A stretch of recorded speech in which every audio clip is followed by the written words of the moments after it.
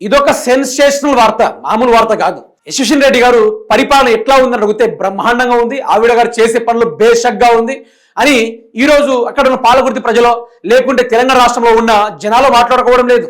Only madam గారు social media మాత్రమే మాట్లాడుతున్నారు.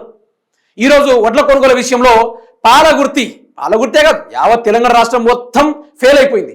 అందులో పాలకుర్తిలో వడ్ల కొనుగోలు, మొక్కజొన్నల కొనుగోలు చూస్తూ ఉంటే దారుణంగా ఉంది. అక్కడ ఎమ్మెల్యే యశస్విని రెడ్డి గారు అధికారులు పంపించి కొనుగోలు కార్యక్రమాలు చేయడం లేదు.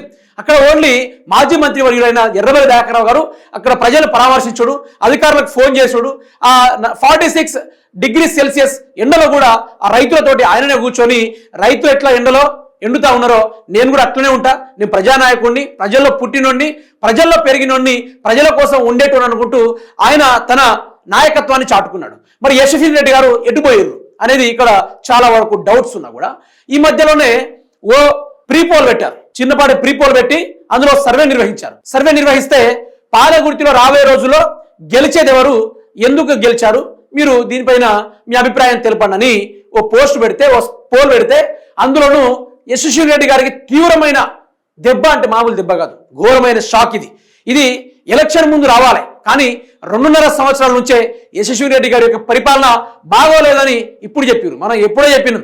ఆవిడ గారి అధికారంలోకి వచ్చిన తర్వాత నెక్స్ట్ ఒక నెలలోనే ఆవిడ గారు పరిపాలన చేసుడు తక్కువ ఉంది, అమెరికాకు వెళ్ళడం ఎక్కువ ఉంది అనుకుంటూ అక్కడ పాలకుర్తి ప్రజలు చాలా వరకు మాట్లాడారు. అదే విషయాన్ని పట్టుకొని మేడం గారు కూడా మన ఛానల్ పైన తీవ్రమైన యాక్షన్ తీసుకుంది.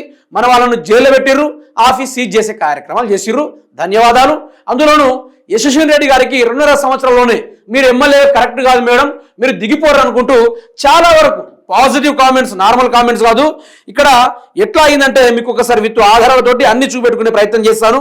అక్కడ ఈ పోల్ పెట్టడం తోటి బ్రహ్మాండమైన రిజల్ట్ వచ్చింది.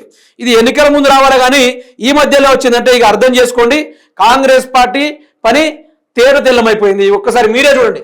ఏది ఇది పొలిటికల్స్ 365 అఫీషియల్ వాళ్ళు ఏం పెట్టిర్రు, పాలకుర్తిలో రియల్ పర్ఫార్మెన్స్ డిస్కషన్ స్టార్ట్ అని పెట్టి వాళ్ళు కింద పెట్టిర్రు. Who is the 2028 year of MLA అనుకుంటూ పెడితే ఏమొచ్చింది ఇట్లారా మీరే చూడండి. బ్రహ్మాండమైన రిజల్ట్. యశస్విని రెడ్డి మామిడాల, అదేవిధంగా ఎర్రబెల్లి దయాకర్ రావు గారు. ఇక చూడండి ఇంత డిఫరెన్స్ ఉంది. ఎమ్మెల్యే యశస్విని రెడ్డి గారేమో 27%, ఓన్లీ 27%. ఎర్రబెల్లి దయాకర్ రావు గారు 68%. మామూలు కాదు ఇది, మామూలు రిజల్ట్ కాదు ఇది. ఏం రిజల్ట్ అంటే అక్కడ ఎర్రబెల్లి దయాకర్ రావు గారు చేసిన తప్పులేం లేదు అన్నట్టు ఇక్కడ క్లారిటీగా చెప్తా ఉన్నారు జనం వాళ్ళు. మళ్ళీ ఎర్రబెల్లి దయాకర్ రావు గారు గెలిస్తేనే మా బ్రతుకులు బాగుపడతాయి, మేము బేసిక్గా ఉండగలుగుతాం. మాకు ఇంత ఎర్రబెల్లి దయాకర్ రావు గారు మంత్రి అయినా కూడా ప్రజల్లో తిరిగే మనిషి, 100 మంది నిలబడ్డ కూడా పేరు పెట్టి పిలిచేంత మేధావితనం గల ఏకైక నాయకుడు ఎర్రబెల్లి దయాకర్ రావు గారే అని చెప్పి పాలకుర్తి ప్రజలు ఇప్పటిదాకా గుసగుసలాడుకుంటారు, మాట్లాడుకుంటారు కూడా. ఏదో కర్మగాలి, ఏదో యశస్విని రెడ్డి గారికి ఓటేస్తే మనం బాగుపడతాం, మనం మంచిగా అభివృద్ధి అవుతామని చెప్పి చిన్న ఆశపడ్డ తప్పేం లేదు. ఆశపడ్డ పాపానికి గోసపడతా ఉన్నారు. అందుకనే ఓ చిన్న ప్రీపోల్ సర్వే పెడితే ఈరోజు లక్షల్లో మెజారిటీ, లక్షల్లో ప్రీపోలింగ్. ఈ ప్రీపోల్లో 68,000 మెజారిటీ వచ్చిందంటే ఆషామాషి ముచ్చట కాదు, ఇది ఆషామాషి ముచ్చట కాదు. అంటే ఇక్కడ ఎన్నికల దెబ్బ అదిరిపోయేటట్టే ఉంటుంది. పాలకుర్తి రిజల్ట్ ఎట్లా ఉండబోతుందంటే రాష్ట్రం నలువైపుల నుంచి మన తెలుగు బిడ్డలు ఏ దేశం దాక్కున్నారో ఆ దేశం వరకు ఈ యొక్క రిజల్ట్ పైన వేచి ఉండే అవకాశం కూడా ఉంది. బీఆర్ఎస్ పార్టీ గెలుచుడు ఓ సెన్సేషనల్ గా మారబోతుంది. తెలంగాణ రాష్ట్రంలో భారతదేశం మొత్తం తెలంగాణ వైపు చూసే అవకాశం కూడా ఉంది. ఎందుకంటే కేసీఆర్ గారు మొన్న జూబ్లీహిల్స్ ఎన్నికల్లో మీరు చూస్తుంటారు, జూబ్లీహిల్స్ ఎన్నికల్లో కేటీఆర్ గారు రోడ్ షోలు పెట్టారు. ఇప్పటి వరకు భారతదేశంలో ఎవరు కూడా అట్లా చేయలే.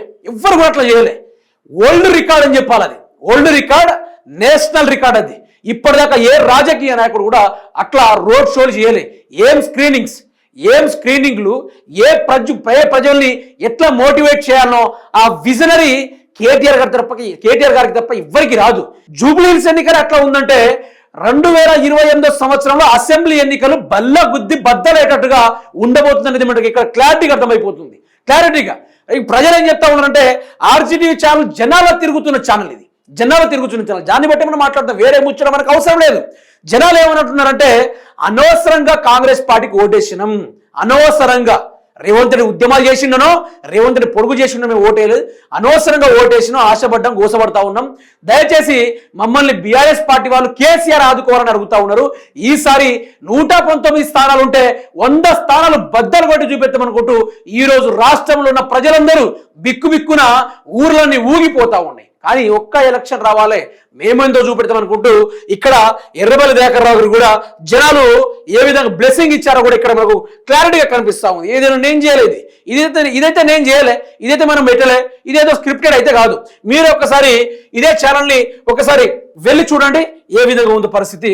ఇక జనాలు ఏమంటున్నారు మీరే చూడండి, కంప్లీట్గా వేరే ముచ్చడం లేదు.